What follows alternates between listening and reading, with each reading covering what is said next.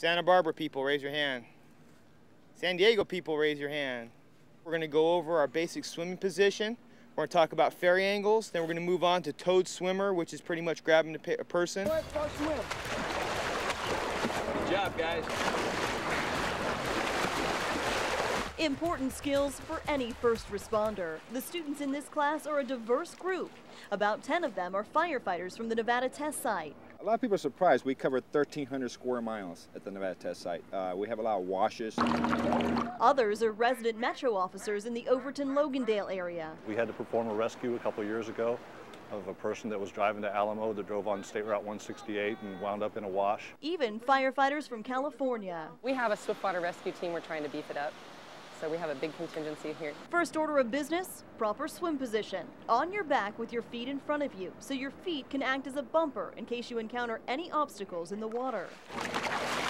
In order to get out of moving water, you need to find an eddy. That's a fairly flat and calm area of the water created by an obstacle or outcropping. Turn around and start swimming against the current, and you hopefully should vector right into the eddy. All right, swim like that. It's an easy thing to practice in Wet n Wild's lazy river. The next thing we're going to practice is we're going to practice what we call towed swim. And that's not T-O-A-D, it's T-O-W-E-D. Essentially helping a victim swim out of the water. In a real river or other body of water, there's no telling what you might encounter. This is what you call a strainer. It's anything that allows water to pass through or under it, but traps solid objects. Come on, Jay, you're fighting for your life. Let's do this. If you approach a strainer this way, you're out of luck.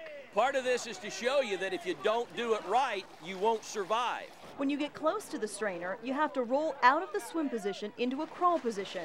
Swim as hard as you can and go up and over the obstacle. Good job, guys. Run down to the gas station, all right? Boats provide another rescue option, and boat handling is an important part of this class. For example, you can use the buoyancy of water to pull victims into the boat. As rescuers, you need to save yourself first. What if your boat fills with water or gets flipped in a rapid? We're going to cover a method on emptying your boat essentially while you're out in the water.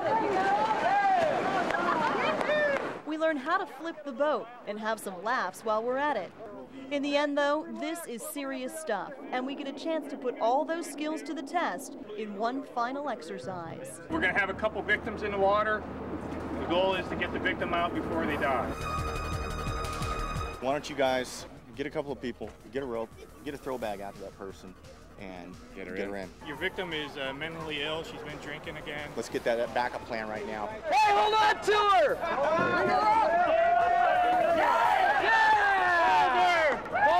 Students are expected to take this knowledge home and practice it. And they're not the only ones who've reaped the rewards. The long-term favorite is when I pick up the newspaper and I see a picture of a fire crew in California or Oregon or Arizona doing a Swiftwater rescue, and I recognize some of the guys and I think, okay, that's what makes it worthwhile.